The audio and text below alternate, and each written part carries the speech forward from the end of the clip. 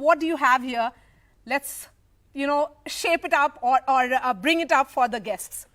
Well, if Chandrayaan is big and makes India into the big league and the elite club, the next big mission which India has, Gaganyaan, which is to launch an Indian astronaut from Indian soil on an Indian rocket, and this is a scaled model of the launch vehicle Mark III, and this is just come to me today as a gift from Indic Inspirations for Chandrayaan success, and this is the rocket which India will use for launching Indian astronauts. Okay, so when is that happening? In the next couple of weeks, we'll start seeing the testing of this particular rocket.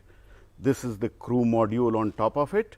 This is the crew escape system, and this is the launch vehicle Mark III, the same rocket as which launched Chandrayaan 3, but now human rated. That means the reliability is much higher.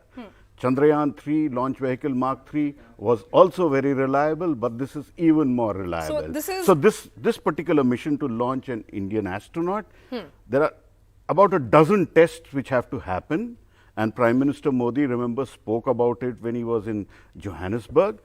This will happen if everything goes well, end of 2024, early 2025, India can hope to send an Indian astronaut So we have space. a roadmap that is ready. A roadmap is fully ready. I personally was very keen that we send an Indian lady up. It was initially called a manned space flight. You made I it hammered it to made it to human space flight. I really want that an Indian fighter pilot go up to the International Space Station on the joint mission by India and US, which is likely to happen in 2024, but I don't think that will happen. Some of my wishes never materialize, but here is the rocket which will carry Indian astronauts.